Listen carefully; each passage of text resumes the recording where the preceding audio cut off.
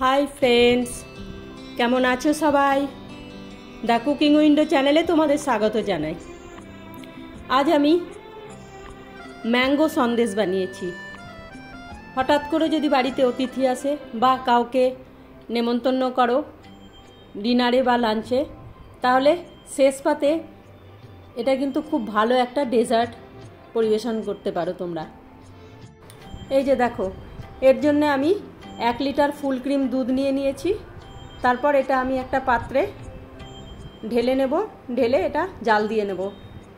দুধটা ওইদিকে জাল হোক ততক্ষণ এদিকে এই যে দেখো ভিনিগার নিয়েছি।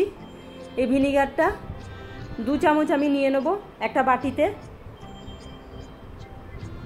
এই যে 2 চামচ ভিনিগার নিয়ে নিলাম, আর এর মধ্যে আমি 2 চামচ জল মিক্স করব। হ্যাঁ, এটা আবার মিক্স করে রেখে দেব, দুধটা ফোটার অপেক্ষা করব। এই যে এদিকে দেখো দুধটা আমার ফুটে গেছে। এবার আমি এটাতে অল্প অল্প করে ভিনিগার দিয়ে দুধটাকে আমি ফাটিয়ে নেব।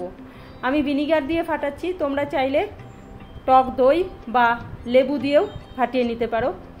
যে কোনো টক হলেই দুধটা ফেটে যাবে। এই যে দেখো খুব সুন্দর ফেটে গিয়ে ছানা তৈরি হয়েছে। এটা যেন খুব নরম থাকে, এই জিনিসটা খেয়াল রেখো। এবার এটা ঠান্ডা করতে দেবো। এটা ঠান্ডা হয়ে গেলে আমি জলটা ঝরিয়ে নেব। এই যে দেখো একটা আমি পাতলা পরিষ্কার কাপড় নিয়েছি, নিয়ে তার মধ্যে সব ছানাটা ঢেলে দিলাম। ঢেলে দিয়ে এই জলটা চিপে পুরো বের করে নিলাম। খুব ভালো করে জলটা বের করে আমি ওটা একটু ঝুলিয়ে রাখলাম। তারপর একটা আম নিয়ে নিয়েছি, পাকা আম, মাঝারি সাইজের। তারপরে আমটা আমি সুন্দর করে ছাড়িয়ে নেব।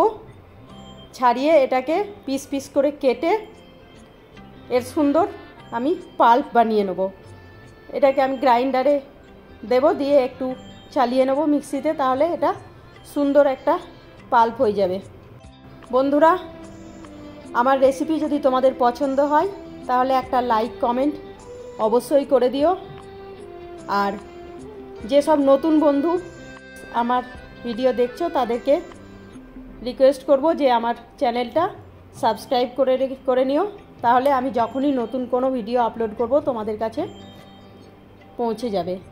আর তোমরা আমার সুন্দর সুন্দর রেসিপিগুলো কখনো মিস করবে না। এই যে দেখো আমি ছানাটা বের করে নিয়েছি, নিয়ে ওটাকে খুব ভালো করে হাতে তালুতে দিয়ে মথে নেব। খুব ভালো করে মথে নেব যেন একটুও দলা না থাকে আর খুব স্মুথ হয়। এই যে দেখো এরকম হবে নরম। তারপর আমি একটা গ্যাসে প্যান বসিয়ে নিয়েছি। প্যানে এই ছানাটা দিয়ে দিলাম। তারপর যে ম্যাঙ্গো পাল্পটা বানিয়ে রেখেছিলাম সেই ম্যাঙ্গো পাল্পটাও দিয়ে দেবো। আর এতে দেবো 2 চামচ মতো চিনি। বেশি চিনি দেবো না, কারণ আমার আমটাও মিষ্টি, ফুল ক্রিমের ছানাটাও বেশ মিষ্টি হয়, সেই জন্য 2 চামচ মতো চিনি দিয়েছি। আর সন্দেশটা তো একটু অল্প মিষ্টি হলেই খেতে ভালো লাগে। এরপর এটাকে খুব ভালো করে মিক্স করে নেব। আর গ্যাসটাও আমি জ্বালিয়ে দিয়েছি। এখন গ্যাসটাতে বসিয়ে দিয়ে এটাকে একটু মিক্স করে নেব। তারপর এতে আমি 4 চামচ মতো মিল্ক পাউডার দিয়ে দেবো। দিয়ে এটাকেও খুব ভালো করে মিক্স করব। আমি ননস্টিক প্যান নিয়েছি। তোমরা যদি ননস্টিক প্যান না নাও, এমনি স্টিলের কড়াই নাও, তাহলে ওতে একটু ঘি দিয়ে দিও, তাহলে ওটা তলায় বসবে না। এটা কিন্তু অনেকক্ষণ ধরে বারে বারে নেড়ে নেড়ে ফুটাতে হবে। প্রায় আমার 15-20 মিনিট সময় লেগে গেছিলো। তারপর দেখো এটা আস্তে আস্তে কড়াই ছাড়তে শুরু করবে। যখনই এটা কড়াই ছাড়তে শুরু করবে তখনই এটা গ্যাসটা বন্ধ করে দেবো। বন্ধ করে দিয়ে আমি একটু এতে এলাচ পাউডার দিয়ে দিয়েছি। এলাচ পাউডারটা গন্ধটা খুব সুন্দর লাগে সেই জন্য। তারপর আমি একটা কাঁচের পাত্র নিয়ে নিয়েছি, নিয়ে ওটাতে তেল গ্রিস করে দিলাম। দিয়ে এই মিশ্রণটা ওর মধ্যে দিয়ে খুব সুন্দর করে সেট করে নেব। তোমরা যারা রোজ আমার ভিডিও দেখো, কমেন্ট করো, লাইক করো, তাদের সবাইকে অসংখ্য ধন্যবাদ। খুব ভালো করে সেট করে নিয়েছি এরকম। তারপর এটাকে আমি ফ্রিজে রেখে দেব।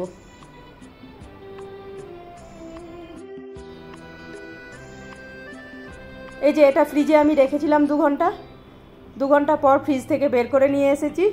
নিয়ে দেখো এটাকে আমি পিস পিস করে সন্দেশের আকারে কেটে নেব। কেটে এর মধ্যে আমি একটা একটা করে বাদাম দিয়ে ডেকোরেট করে নেব। তোমরা অবশ্য বাদামের জায়গায় কাজু বা পিস্তা বা কিশমিশ যে কোনো জিনিস দিতে পারো, ডেকোরেশনটা তো সমস্তই তোমাদের উপরে। দেখো কেমন সুন্দর হয়েছে, এটা একদম নরম।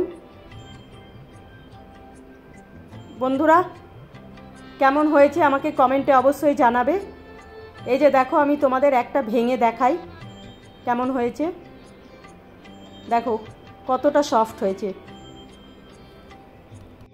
ধৈর্য ধরে ভিডিওটা দেখার জন্য সবাইকে অসংখ্য ধন্যবাদ। আজ তাহলে আসি, কাল আবার দেখা হবে নতুন একটা ভিডিও নিয়ে। ততক্ষণের জন্য সবাই ভালো থেকো, বাই।